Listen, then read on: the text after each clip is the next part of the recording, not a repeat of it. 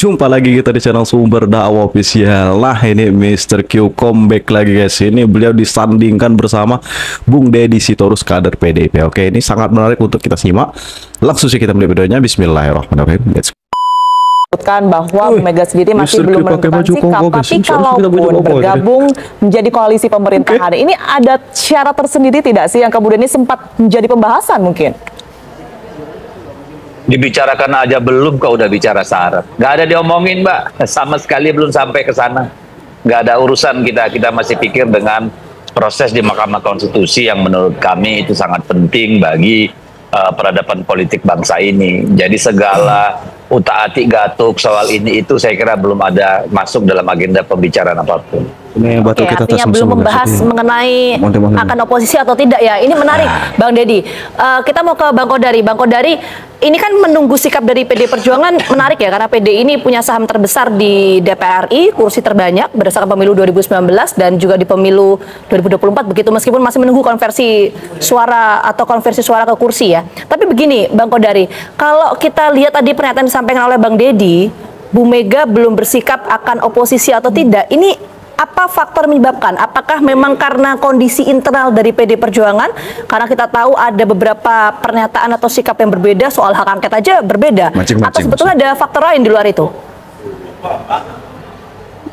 Pertama, paling sederhana memang karena proses di MK kan keputusannya baru tanggal 22 April yang akan datang. Lama makin soleh beliau. Saya kira wajar kalau Bu Mega belum mengambil keputusan apapun terkait dengan sikap politik tersebut. Yang kedua, pemerintahan yang akan datang kan masih agak lama, masih kira-kira berapa, 6 bulan barangkali dari sekarang, karena nanti akan diputuskan setelah Pak Prabowo dilantik sebagai Presiden Republik Indonesia. Nah, dalam waktu 6 bulan ke depan, saya kira masih banyak dinamika politik yang mungkin bisa berpengaruh terhadap sikap PDI Perjuangan, dan saya kira PDI Perjuangan atau Bu Mega sudah biasa mengambil keputusan istilahnya ya, agak di akhir ya, atau agak di ujung. Nah, yang ketiga ya mungkin mempertimbangkan konstelasi politik yang akan dibangun oleh Pak Prabowo sendiri sebetulnya seperti apa, sikap-sikap politiknya seperti apa. Jadi saya kira dengan 3 variabel itu memang wajar kalau misalnya Bu Mega belum mengambil keputusan apapun mengenai pemerintahan yang akan datang. Walaupun beberapa pernyataan misalnya seperti bahwa sekarang ada masalah, ada banyak masalah, lalu kemudian di pemerintahan Pak Prabowo misalnya ada Mas Gibran, jadi nggak salah juga kalau kemudian ada yang memperkirakan atau menduga bahwa misalnya PDI Perjuangan tidak mau menjadi bagian dari Prabowo Gibran, itu bisa dipahami juga gitu ya. Tetapi sekali lagi kalau kita bicara keputusan resmi PDI Perjuangan kan ya, belum terjadi pada hari ini. Baik, Bang Kodari, tapi kalau tadi berarti saya menangkap artinya setelah tanggal 22 April ini nanti akan ada kemungkinan pertemuan dari Prabowo dan Megawati misalnya, seperti yang kemarin sudah sering dibicarakan dan juga ditunggu-tunggu begitu ya. Ini mungkin nggak terjadi setelah tanggal 22? Sangat mungkin ya, walaupun kembali lagi kepada bentuk keputusan MK nanti seperti apa. Apakah betul-betul sudah final atau masih ada peristiwa-peristiwa lanjutannya begitu ya. Nah, ini kan kita belum tahu persis akan seperti apa. Jadi menurut saya kesimpulannya nggak bisa sekarang, dia harus post factum.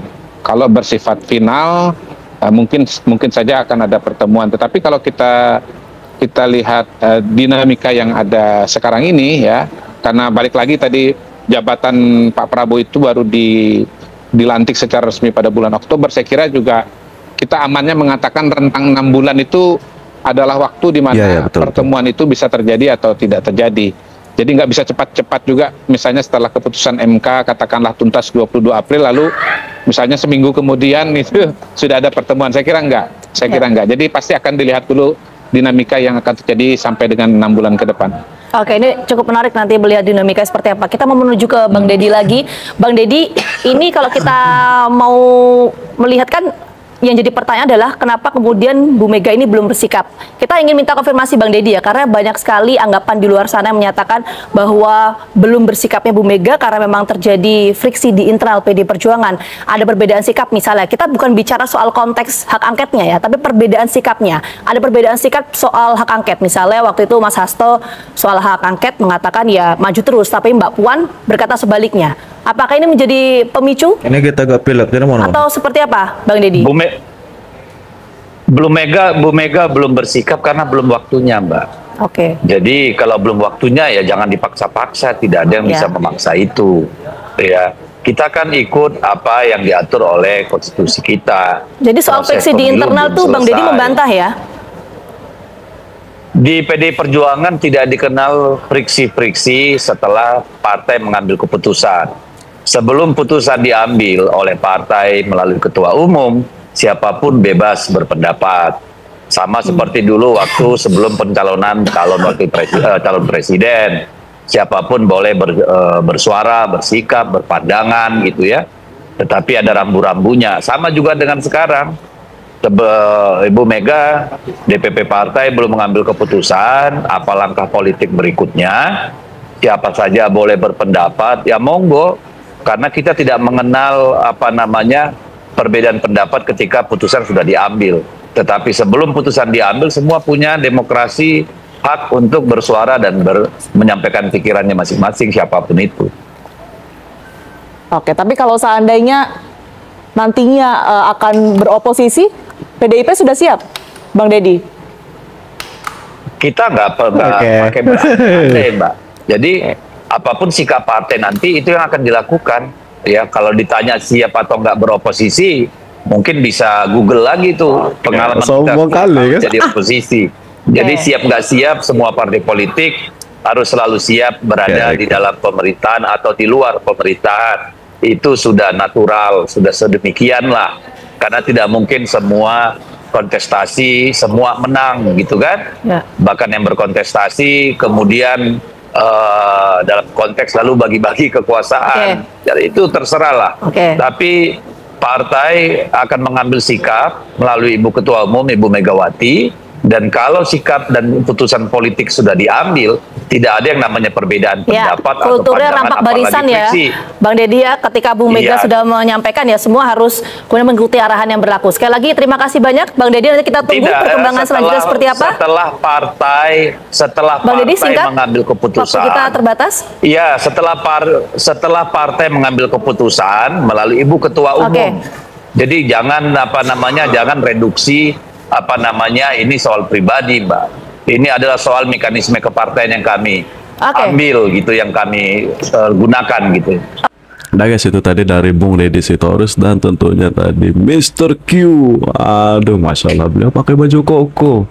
Saya tak lihat videonya tadi guys. Kalau saya melihat dulu, teman nonton dulu, mungkin saya pakai baju koko juga. Saya kira kopak.